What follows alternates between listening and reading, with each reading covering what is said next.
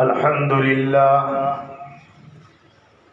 अल्हम्दुलिल्लाहि वकफ़ा वस्सलामुन अला इबादिहिल्लज़ीना इस्तफ़ा।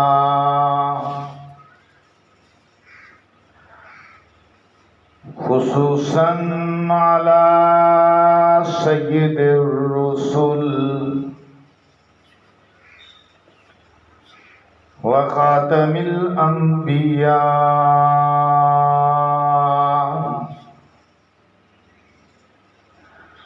अम्मा बादु फ़अऊज़ु बिल्लाहि मिनश शैतानिर रजीम। बिस्मिल्लाहिर रहमानिर रहीम।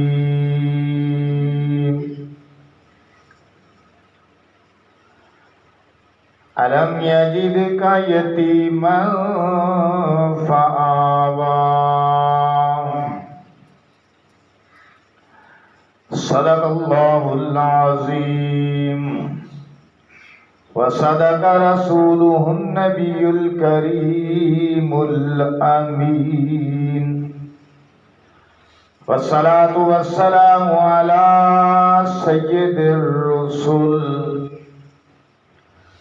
व खातमिन नबिय्यीन व अला आलिहि व अस्हाबिहि व अहली बैतिहि अजमईन।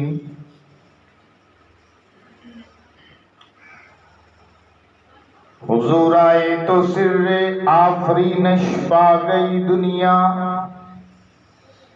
अंधेरों से निकल कर रोशनी में आ गई दुनिया। बुझे चेहरों का जंग उतरा, सुते चेहरों पे नूर आया। हुजूर आए तो इंसानों को जीने का शऊर आया। यतीमों और ज़ईफ़ों को पनाहें मिल गई आखर। हुजूर आए तो ज़र्रों को निगाहें मिल गई आखर।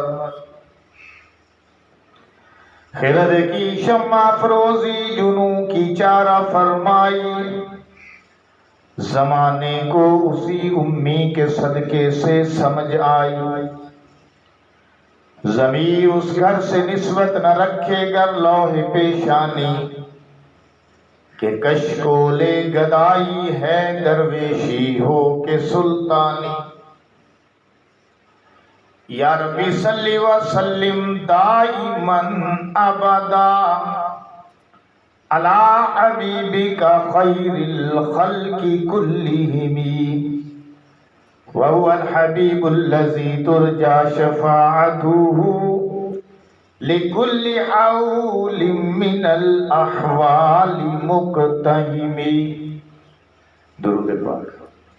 अल्लाहुम्मा सल्लि अला मुहम्मद व अला आलि मुहम्मद कमा सल्लैता अला इब्राहीम व अला आलि इब्राहीम इन्नका हमीदुम मजीद। अल्लाहुम्मा बारिक अला मुहम्मद व अला आलि मुहम्मद कमा बारकता अला इब्राहीम व अला आलि इब्राहीम इन्नका हमीदुम मजीद। गुज़श्ता से पेवस्ता सामीन मोहतरम, रसूल पाक साहिब लौलाक अहमद मुज्तबा मोहम्मद मुस्तफ़ा महबूब रब्बुल उला, आपकी सूरत का, सीरत का, आपकी वलादत का, मीलाद का, आपकी हदीस का, आयात का खुला खुला बयान हो रहा है। बाबरकत बयान जारी है। आज रबीउल अव्वल का तीसरा जुमा है, 1443 अक्टूबर 2021। हमने पिछले जुमों में हज़रत इब्राहीम अलैहिस्सलातु वस्सलाम की दुआ का तज़किरा किया कि आप दुआए इब्राहिमी का समर हैं।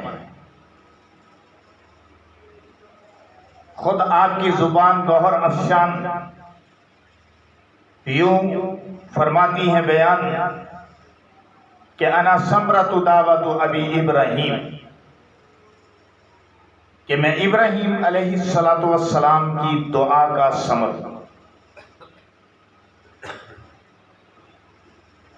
सामीने मोहतरम, अल्लाह ने जब आपको भेजने का इरादा किया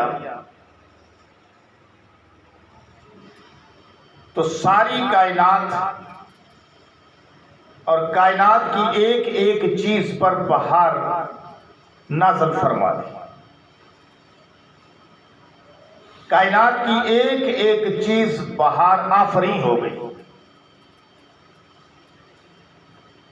मौसमों पे बहार, इलाकों पे बहार, रंगों पे बहार, हकीकत में भी बहार थी। आपकी तशरीफ आवरी से तौहीद की बहार का भी आगाज हो। तौहीद की बहार का भी आगाज हो गया और तौहीद की बहार के आगाज के साथ ही रिसालत की बहार भी दुनिया वालों पर जलवा अफरोज होने लगी। क्योंकि बहुत अरसा हो गया था, कोई नबी नहीं आया था। हजरत ईसा अलैहिस्सलातु वस्सलाम से लेकर मेरे और आपके नबी इमामुल अंबिया मुहम्मदुर रसूलुल्लाह सल्लल्लाहु अलैहि वसल्लम तक तकरीबन 571 साल हैं। 571 साल कोई अल्लाह का फरस्तादा नहीं आया। इसी वास्ते सारा जहां खजा रसीदा था।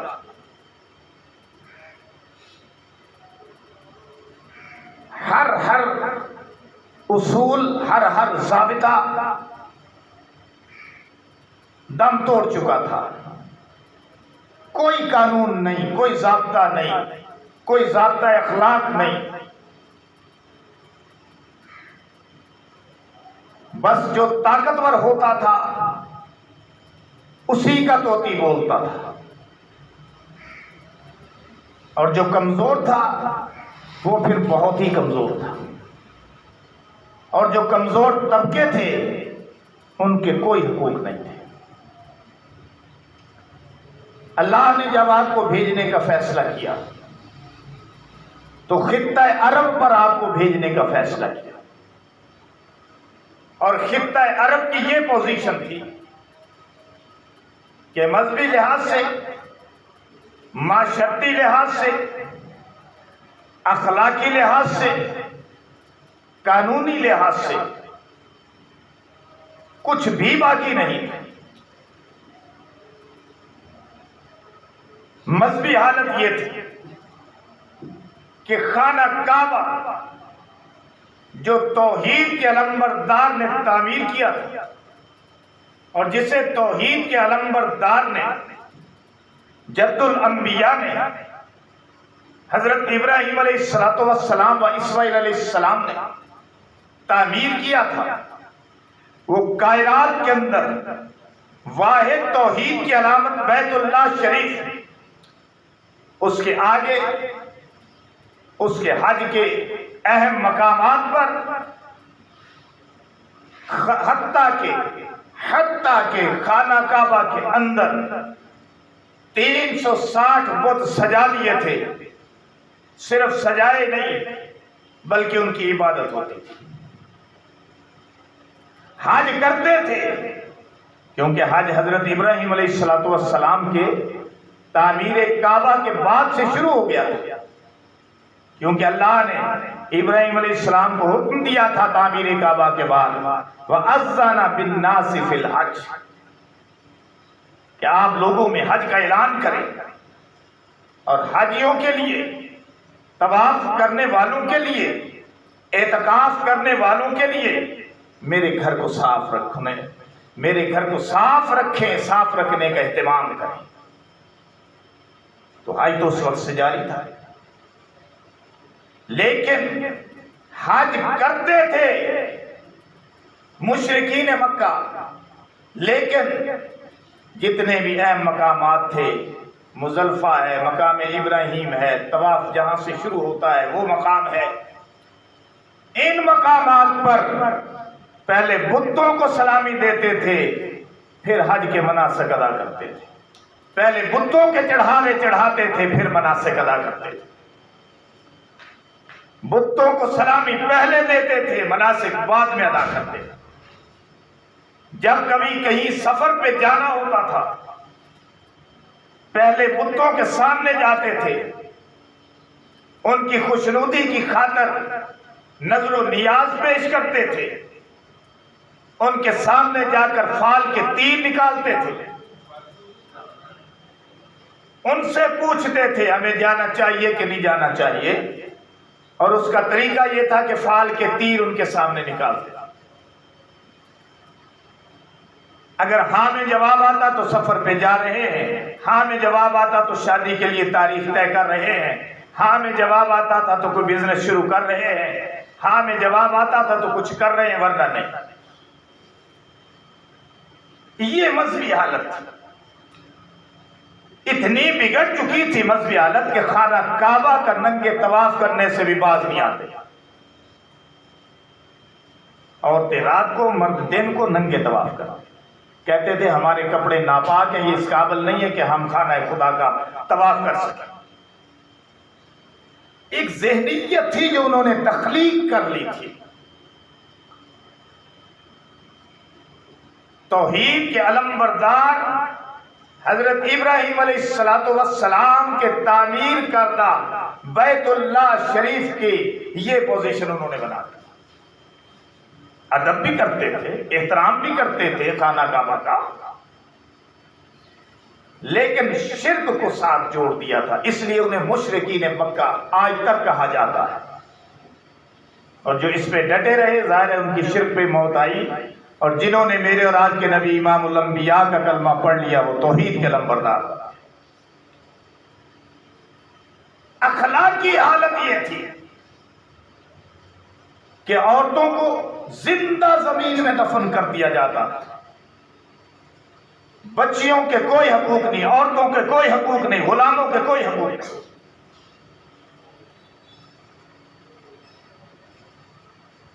लड़ाई होती थी बात बात पर, और कबाइल के दरमियान जब जंगें होती थी तो दर्जनों सैकड़ों साल तक चलती रहती थी। कुछ उनमें अच्छी बातें भी थी, और वो ये कि सच बोलते थे, मेहमान नवाज थे, अमानतदार थे, फसीह और बलीग थे, बहादुर थे। ये उनमें अच्छी बातें थी, और ये जो अच्छी बातें थी यही इस्लाम ने इनको बरुए कार लाया। इस्लाम ने इन्हीं अच्छी बातों को इस्तेमाल किया। वादे की पासदारी इस्लाम के काम आई, मेहमान नवाजी इस्लाम के काम आई, सच्चाई इस्लाम के काम आई, बहादुरी इस्लाम के काम आई।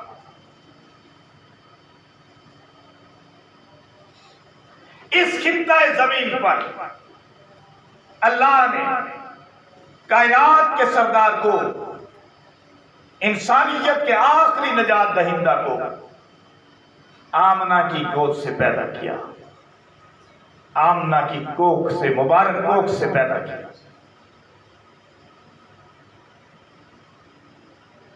फिर अजीब बात यह कि अल्लाह ने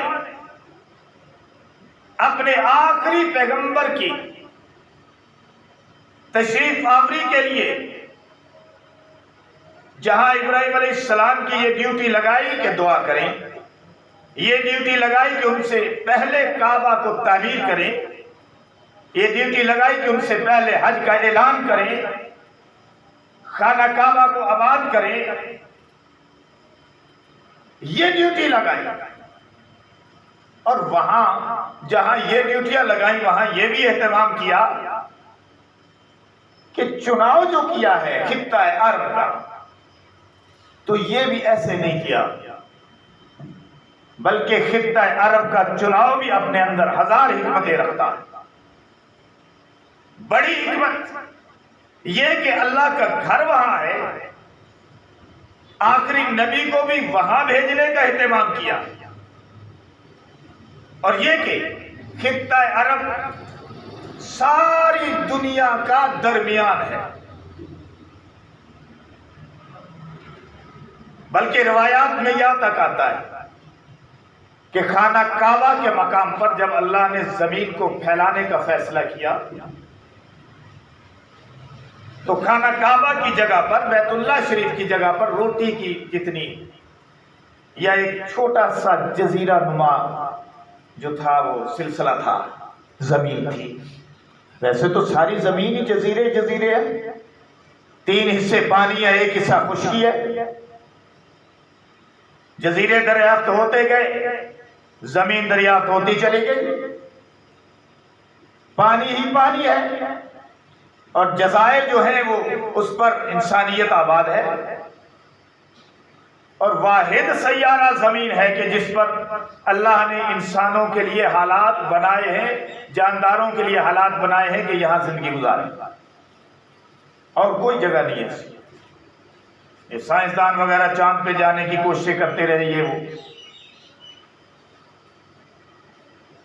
अब इस मकाम पे ये भी कहता चला जाऊं कि अल्लाह ने जमीन को तख्लीक किया, और एक हिकमत के तहत तख्लीक किया, और हर चीज को जो तख्लीक किया, जमीन को, आसमान को, सूरज को, सितारों को, सैयारों को, आसमानों को, लौ को, कुर्सी को, अर्श को, तो हर चीज की एक हिकमत है। ऐसे ही नहीं कि बस बना दिया और छोड़ दिया, ना इंसान को ऐसे बना के छोड़ दिया। इंसान को भी तख्लीक किया तो एक मकसद है, और मकसद वो है कि ये इंसान मेरे इताअत गुजारी करे। वमा खलक़तुल जिन्ना वल इंसा इल्ला लियअबुदून। वो जो साइंस कहती है कि आज से करोड़ों साल पहले बिग बैंग हुआ, एक धमाका हुआ, और उस बिग बैंग के नतीजे में सारी कायनात वजूद में आ गई। चलो मान लेते हैं कि वजूद में आ गई, लेकिन हर चीज की तख्लीक, हर चीज की जबिल्लत, हर चीज की सरिश्त, हर चीज की नेचर, मौसम, हवाएं, बारिशें, निजाम, जानदार का जानदार से पैदा होना, जिस नस्ल से उसी नस्ल से पैदा होना, फिर उनकी अलग-अलग जबिल्लतें, ये कोई अपने आप तो नहीं हो जाता ना ये सारा काम। किसी बनाने वाले के बनाने से बना है। बिग बैंग हो गया और कायनात वजूद में आ गई, और मुर्गी से अंडा और अंडे से मुर्गी, ये चलता चला गया सिलसिला। ऐसी बात नहीं है, किसी ने इसे हिकमत के तहत तख्लीक किया। जमीनें बनाई, नबातात बनाए, जमादात बनाए, हैवानात बनाए, पानी बनाया, हवा बनाई, ऑक्सीजन बनाई, गैसें बनाई।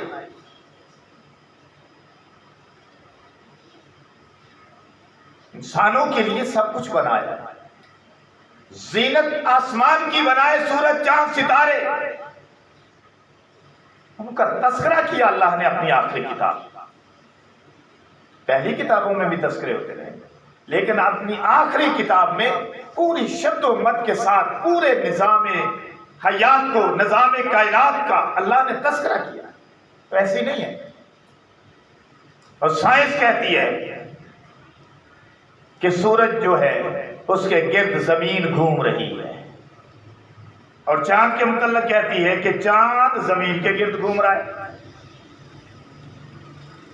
जमीन कहते हैं कि सूरज के गिर्द, साइंस कहती है सूरज के गिर्द चक्कर काट रही है, और चांद जमीन के गिर्द चक्कर काट रहा है। लेकिन अल्लाह फरमाते हैं सूरह यासीन के अंदर जमीन की भी हरकत होगी, मूवमेंट होगी, कोई हमें इसका इनकार नहीं कर रहे, लेकिन अल्लाह के फरमान को अगर देखें, उसके कुरान को देखें, तो कुरान कह रहा है वश्शम्सु तजरी लिमुस्तक़र्रिन लहा ज़ालिका तक़दीरुल अज़ीज़िल अलीम। सूरज अपने मदार में तैर रहा है, सूरज अपने मदार में तैर रहा है, सूरज अपने मदार में चक्कर काट रहा है, और ये निजाम उसने तख्लीक किया है, सूरज का निजाम, और सूरज के निजाम के साथ रात और दिन का निजाम वाबस्ता है। फिर सिर्फ रात और दिन का नहीं, मेरे रात के हाथ में घड़ी है, ये घड़ी, इसकी टाइमिंग, ये सूरज के निजाम के साथ इसको टैली किया गया है, इसको उसके साथ मरबूत करके देखा गया है, तभी ये घड़ी वजूद में आई है। जब से कायनात वजूद में आई है और सूरज और चांद जब से वजूद में आए हैं, डायरियां बन चुकी हैं, टाइम टेबल बन चुके हैं, घड़ियां बन चुकी हैं, गर्मियों की टाइमिंग, सर्दियों की टाइमिंग, सूरज निकलने के औकात, गुरूब होने के औकात, ज़वाल के औकात, ऐसी मोहकम टाइमिंग है मेरे खालिक की कि मेरी और आपकी जंतरियां, डायरियां और टाइम तो गलत हो सकती हैं, घड़ियां तो गलत हो सकती हैं, उसकी टाइमिंग में फर्क नहीं आ रहा। गर्मियों में एक एक लम्हा, आधा आधा मिनट, एक एक मिनट दिन को बढ़ाता चला जाता है, बढ़ाता चला जाता है, बढ़ाता चला जाता है, हत्ता कि रातें छोटी रह जाती है, और सर्दियों में घटाता चला जाता है, घटाता चला जाता है, घटाता चला जाता है, हत्ता के दिन छोटे रह जाते हैं, रातें बहुत लंबी हो जाती हैं। कभी ऐसा हुआ कि सर्दियों में दिन लंबे हो गए, कभी ऐसा हुआ कि गर्मियों की रातें लंबी हो गई। तो तख्लीक कुनिंदा के बगैर कैसे तख्लीक हो गई ये चीजें? वही अल्लाह जिसने इस कायनात को तख्लीक किया, इसके निजाम को तख्लीक किया, उसी अल्लाह ने कायनात के मरकज में, खित्ता अरब में, और कायनात के बिल्कुल जो है दरमियान में, जहां उसका बैतुल्लाह है, और इस बैतुल्लाह के ऊपर फरिश्तों का बैतुल मामूर है, बिल्कुल सीधा, उस मेरे अल्लाह ने इमामुल अंबिया मुहम्मदुर रसूलुल्लाह सल्लल्लाहु अलैहि वसल्लम को कायनात के दरमियान में पैदा फरमाया। जो नबी किसी इलाके के लिए थे, वो कोई शाम में आ रहा है, कोई लबनान में आ रहा है, कोई मिस्र में आ रहा है, कोई किसी इलाके में, कोई किसी बस्ती में, कोई किसी खित्ते में। वैसे अक्सर नबी इलाका अरब में ही आए, लेकिन जो सारी कायनात का नबी था और जिसको उसने रहमतुल लिल आलमीन बनाया, जो सारी कायनात का नबी है और जिसको उसने रहमतुल लिल आलमीन बनाया है, उसे ऐन जमीन के वस्त में पैदा किया।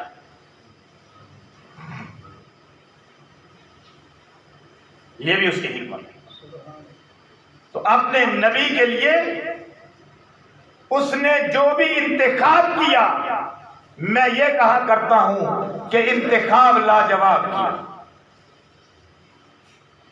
और इंसानियत की बात हो रही कि इंसानियत जब दम तोड़ रही थी, इंसानियत सिसक रही थी, इंसानियत बिलक रही थी, तो अपने नबी को उसने भेजा और इंसानियत को शऊर आया, इंसानियत में इल्म आया, इंसानियत में अमल आया, इंसानियत में फहम आई, इंसानियत में समझ आई, इंसानियत को इंसान के हकूक मिले,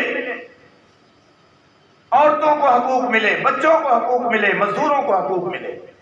इसलिए किसी ने क्या खूब कहा, हुजूर आए तो सिर्रे आफरीन छुपा गई दुनिया, अंधेरों से निकलकर रोशनी में आ गई दुनिया, बुझे चेहरों का जंग उतरा, सुते चेहरों पे नूर आया, हुजूर आए तो इंसानों को जीने का शऊर आया, यतीमों और ज़ईफों को पनाहें मिल गई आकर, हुजूर आए तो जर्रों को निगाहें मिल गई आकर।